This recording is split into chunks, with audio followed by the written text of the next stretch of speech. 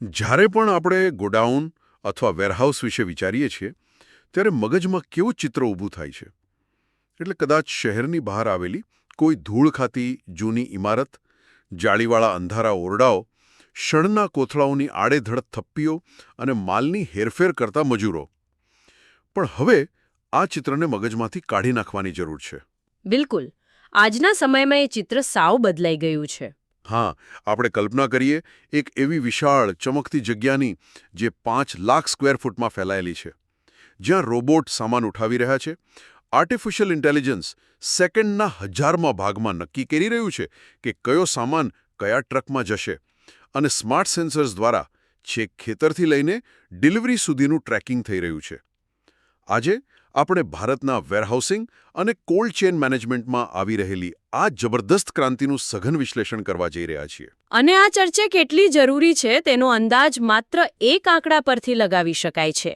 જો આઈઆઈએમ બેંગ્લોરના અહેવાલ મુજબ ભારતમાં યોગ્ય સ્ટોરેજના અભાવે દર વર્ષે અંદાજિત 50,000 કરોડ રૂપિયાનું અનાજ અને કૃષિ પેદાશો બગડી જાય છે. ઓહો, 50,000 કરોડ! આ તો બહુ જ મોટો આંકડો છે. હા, મતલબ આ કોઈ સામાન્ય વાત નથી.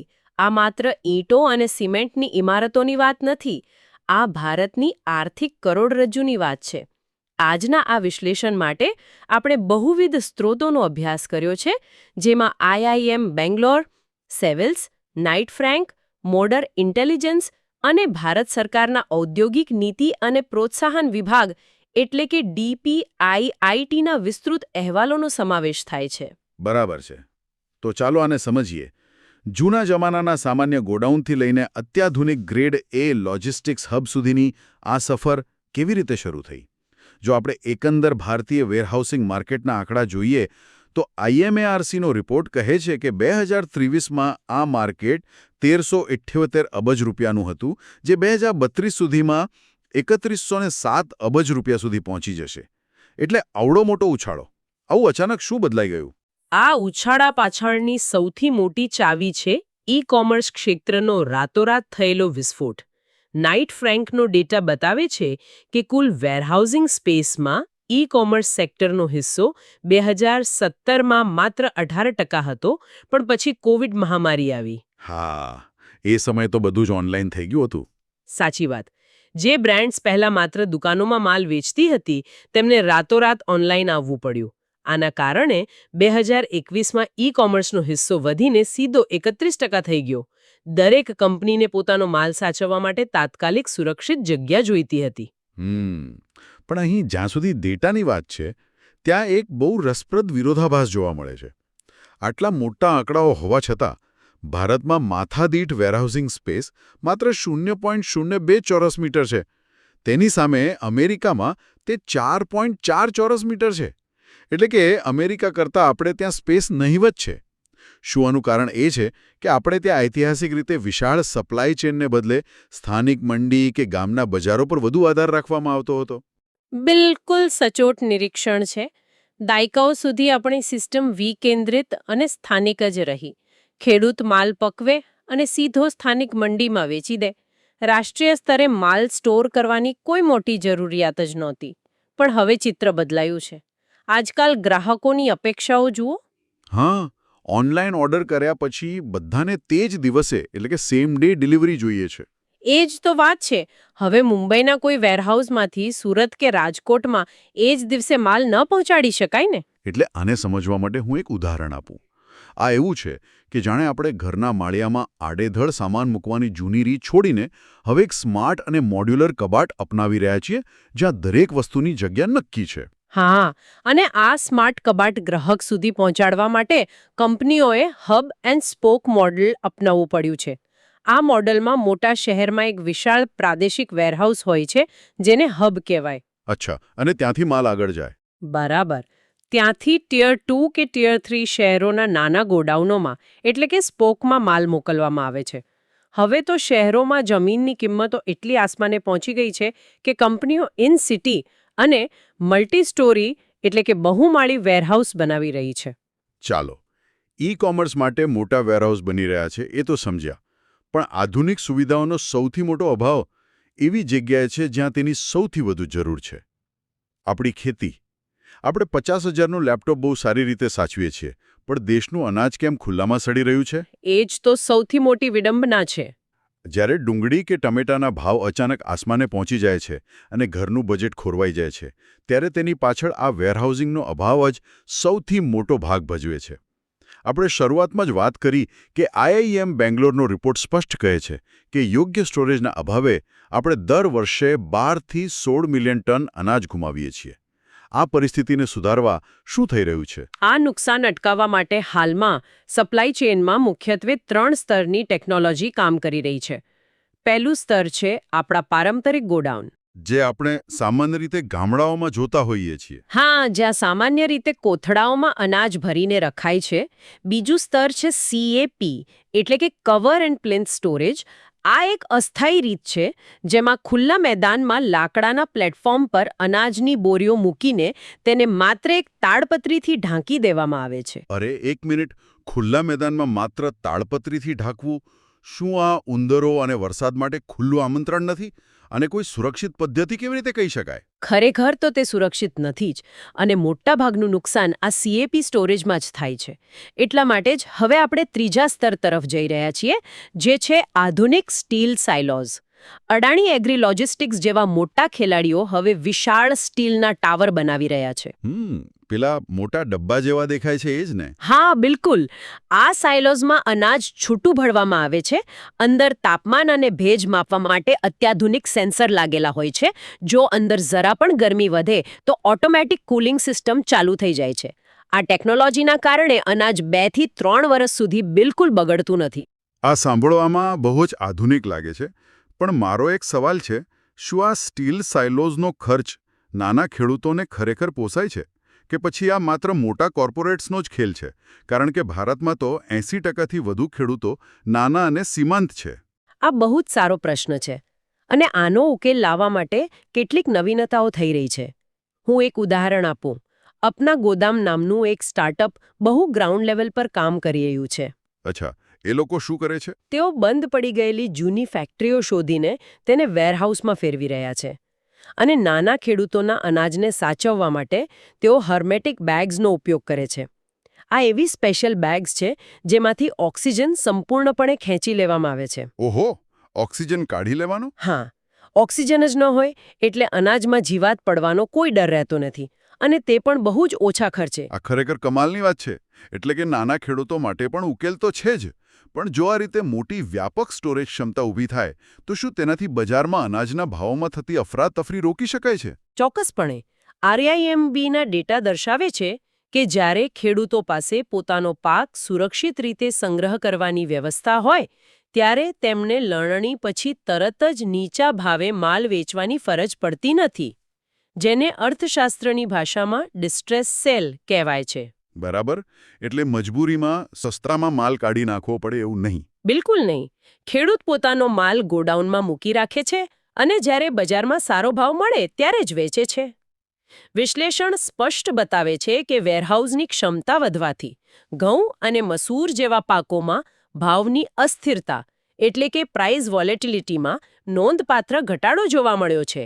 આ તો થઈ અનાજ સાચવવાની વાત, પણ વાસ્તવિકતા એ છે કે જો ખેડૂત માલ વેચશે નહીં અને ગોડાઉનમાં મૂકી રાખશે તો તેના ઘરના ખર્ચા, આવતા પાક માટે બિયારણ કે ખાતરનો ખર્ચ કેવી રીતે નીકળશે? ખેડૂતને રોકડની જરૂર તો પડવાની જ છે ને. તો શું આ માલ પર બેંકમાંથી લોન મળી શકે? હા, ચોક્કસ મળી શકે. અને અહીં જ ફાઇનાન્સ અને સરકારી નિયમનની એક બહુ જ જટિલ જાળ શરૂ થાય છે. એટલે નિયમો અઘરા છે. એટલે જુઓ, લોન સુવિધા સરળ બનાવવા માટે સરકારે WDRA, એટલે કે વેરહાઉસિંગ ડેવલપમેન્ટ એન્ડ રેગ્યુલેટરી ઓથોરિટીની સ્થાપના કરી છે. આ સંસ્થાનું કામ ENWR, એટલે કે electronic negotiable warehouse receipt issue કરવાનું છે. આ રિસિપ્ટથી શું ફાયદો થાય?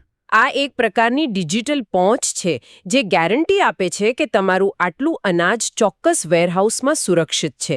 આ પહોંચ સીધી બેંકમાં બતાવીને ખેડૂતો કે વેપારીઓ આસાનીથી લોન લઈ શકે છે. આ તો બહુ જ સરળ અને પારદર્શક સિસ્ટમ લાગે છે. તો પછી સમસ્યા ક્યાં છે? સ્રોતોમાં મેં વાંચ્યું છે કે હજુ પણ મોટાભાગના ગોડાઉન આ સરકારી સિસ્ટમથી જોડાયેલા નથી. આવું કેમ?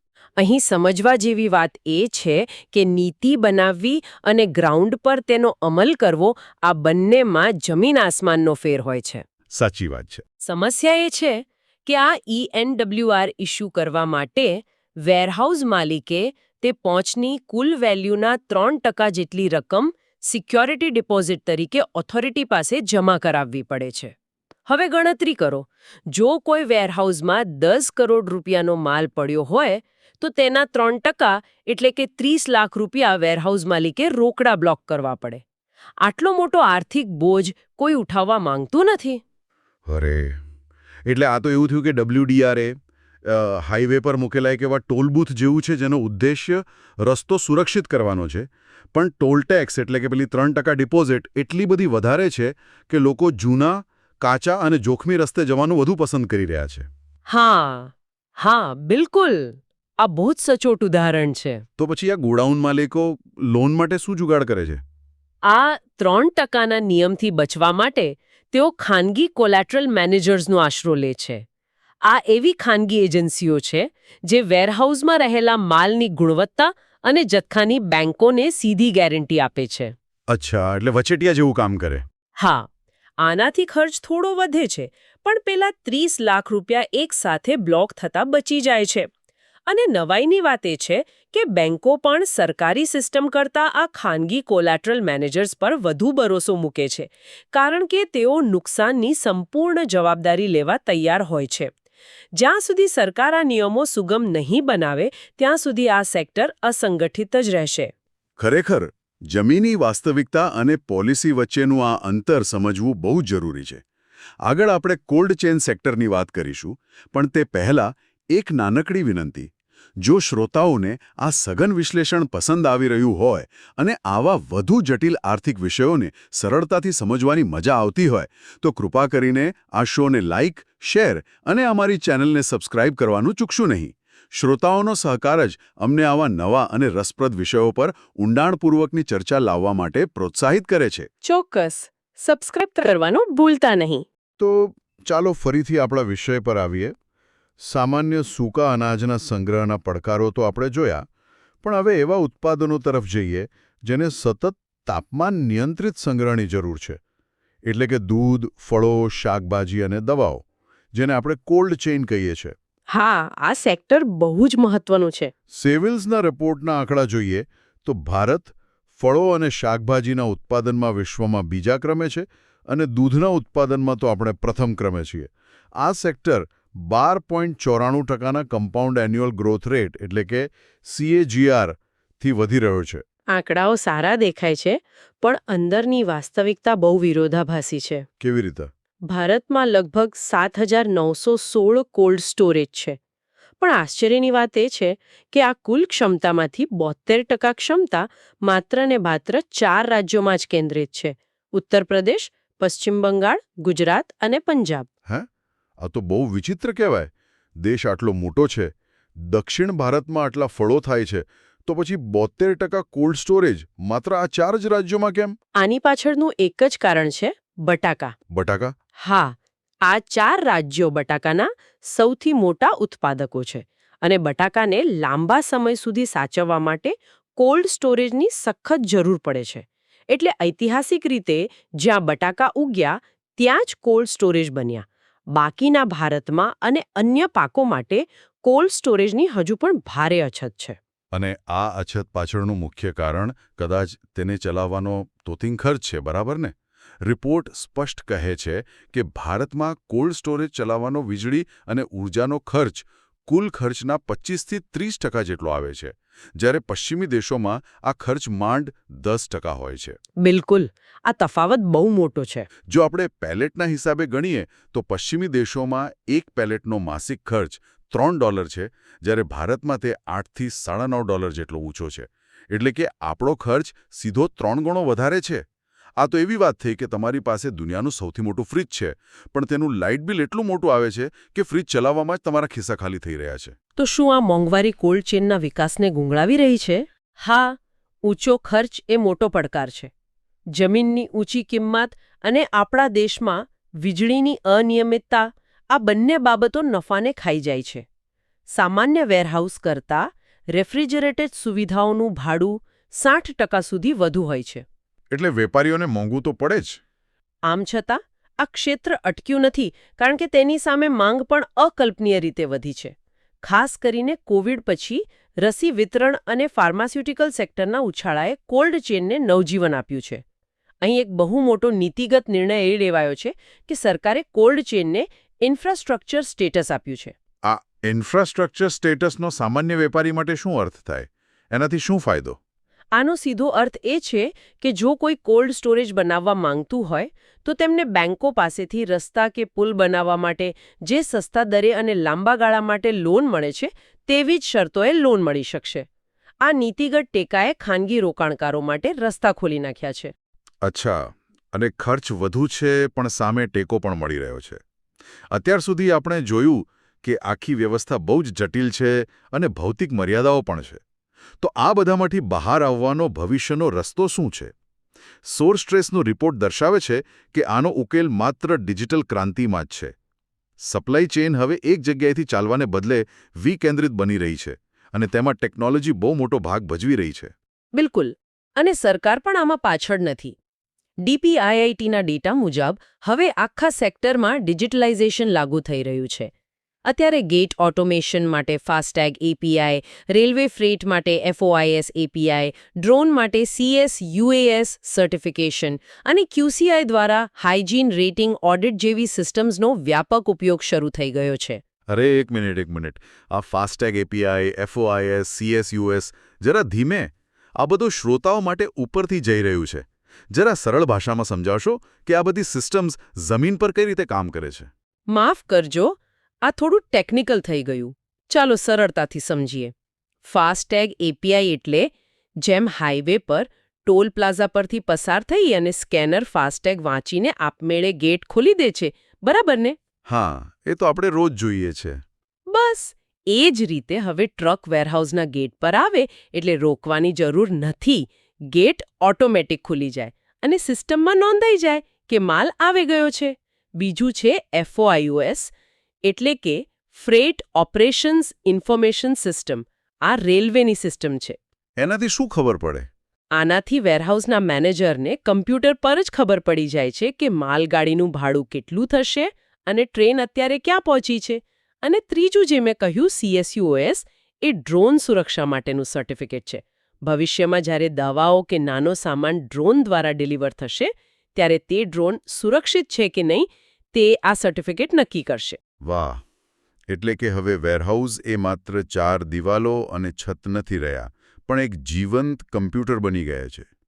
સ્માર્ટ સેન્સર્સ રિયલ ટાઈમમાં સામાનનું તાપમાન ટ્રેક કરે છે. જો કોઈ ફાર્મા પ્રોડક્ટનું તાપમાન જરા પણ વધે તો તરત જ એલર્ટ આવી જાય. હા, ટેકનોલોજી ખરેખર અદ્ભુત છે. પણ અહીં હું થોડો પ્રેક્ટિકલ સવાલ પૂછવા માંગીશ. આ બધી AI, બ્લોકચેન અને રોબોટિક્સની વાતો કાગળ પર બહુ સારી લાગે છે. પણ શું ખરેખર રોબોટ્સ ભારતીય વેરહાઉસિંગની શારીરિક મર્યાદાઓને પૂરી કરી શકશે? ખાસ કરીને જ્યાં મજૂરોની અછત વર્તાય છે, ત્યાં શું આ મશીનો સફળ થશે? જો આપણે જમીનની વાસ્તવિકતા જોઈએ તો ઓટોમેશન લાવવું એટલું આસાન બિલકુલ નથી. રોબોટ્સ અને AI ચોક્કસપણે ઝડપ અને કાર્યક્ષમતા વધારે છે, પરંતુ ભારતમાં 2 બહુ મોટા પડકારો છે. કયા? પહેલો, ગ્રીડ પાવરની અનિયમિતતા. જો લાઇટ જતી રહે અને પાવર બેકઅપમાં સેકન્ડનો પણ વિલંબ થાય તો આખી રોબોટિક સિસ્ટમ ખોટકાઈ પડે છે અને કામ અટકી જાય છે. અને બીજો પડકાર? બીજો મોટો પડકાર છે કુશળ ટેકનિશિયનોની એટલે કે સ્કિલ્ડ લેબરની ભારે અછત. જો આ હાઈટેક મશીનમાં કોઈ ખામી આવે તો તેને રિપેર કરી શકે તેવા એન્જિનિયરો ગામડાઓ કે ટિયર 3 શહેરોમાં આસાનીથી મળતા નથી. સાચી વાત છે. એન્જિનિયરો શહેરોમાં જ રહેવાનું વધુ પસંદ કરે છે. બિલકુલ. તેથી ડિજિટલ ક્રાંતિ ચોક્કસ આવી રહી છે, પણ તે સંપૂર્ણપણે માનવ શ્રમનું સ્થાન લે તેમાં હજુ વર્ષો લાગી જશે. આ બહુ જ વાજબી અને વ્યવહારુ વાત છે. તો ચાલો આપણે આ આખી ઊંડાણપૂર્વકની ચર્ચાનો સારાંશ કાઢીએ. આપણે શરૂઆત કરી હતી ખુલ્લા આકાશ નીચે તાડપત્રીથી ઢાંકેલા અનાજના જોખમી ઢગલાથી. હા, અને ત્યાંથી આપણે પહોંચ્યા સ્ટીલના વિશાળ સાઇલોઝ અને અપના ગોદામની હર્મેટિક બેગ સુધી. બરાબર. અને કોલ્ડ ચેઇનના ઊંચા ખર્ચને પહોંચી વળવા મળેલા ઇન્ફ્રાસ્ટ્રક્ચર સ્ટેટસ અને છેલ્લે AI તથા ડ્રોન આધારિત ડિજિટલ લોજિસ્ટિક્સ સુધીની સફર આપણે જોઈ. ભલે સિસ્ટમમાં ખામીઓ હોય, પેલી 3% ડિપોઝિટ જેવા પોલિસીના પ્રશ્નો હોય કે પાવર કટની સમસ્યા હોય, પણ એક વાત સ્પષ્ટ છે કે ભારતના સપ્લાય ચેઇનમાં આ પરિવર્તન અનિવાર્ય છે અને તે આવીને જ રહેશે. ચોક્કસ. અને એ પરિવર્તન આપણા સૌ માટે ફાયદાકારક જ સાબિત થશે. બિલકુલ. શ્રોતાઓને ફરી એકવાર અપીલ છે કે જો આ ચર્ચા ગમી હોય, આજના વિશ્લેષણમાંથી કંઈક નવું અને ઊંડાણપૂર્વક જાણવા મળ્યું હોય તો પ્લીઝ આ શોને લાઇક, શેર અને સબસ્ક્રાઇબ જરૂરથી કરજો. અને આજના આ સઘન વિશ્લેષણના અંતે હું શ્રોતાઓ માટે એક નવો અને થોડો ઉત્તેજક વિચાર મૂકીને જવા માંગુ છું. હા, ચોક્કસ જણાવો. આજે આપણે આટલા બધા સ્ત્રોતો પરથી જોયું કે ટેકનોલોજી સપ્લાય ચેઇનને મૂળમાંથી બદલી રહી છે. હવે જરા ભવિષ્યની કલ્પના કરીએ. જો આવનારા સમયમાં બ્લોકચેન, સ્માર્ટ કોન્ટ્રાક્ટ્સ અને AI સંચાલિત ડ્રોન ડિલિવરી સંપૂર્ણપણે આપણા જીવન પર હાવી થઈ જાય, તો શું ફિઝિકલ મંડી, શાક માર્કેટ કે સ્થાનિક બજાર નામનો કન્સેપ્ટ જ કાયમ માટે લુપ્ત થઈ જશે? ઓહો. એટલે કે શું એવો સમય આવશે જ્યારે ખેતરથી લઈને આપણી થાળી સુધીનો આખો રસ્તો માત્ર અલ્ગોરિધમ્સ દ્વારા જ નક્કી થશે અને તેમાં માણસની કોઈ જરૂર જ નહીં રહે? ખરેખર આ વિચારવા જેવું છે. હા, આ પ્રશ્ન ખરેખર ઊંડાણપૂર્વક વિચારવા જેવો છે. આ નવા વિચાર સાથે જ આપણે આજની આ રોમાંચક સફર અહીં અટકાવીએ છીએ. સાંભળવા બદલ અને અમારી સાથે જોડાવા બદલ ખૂબ ખૂબ આભાર. શોને સબસ્ક્રાઇબ કરવાનું ચૂકતા નહીં. ફરી મળીશું એક નવા વિષય સાથે.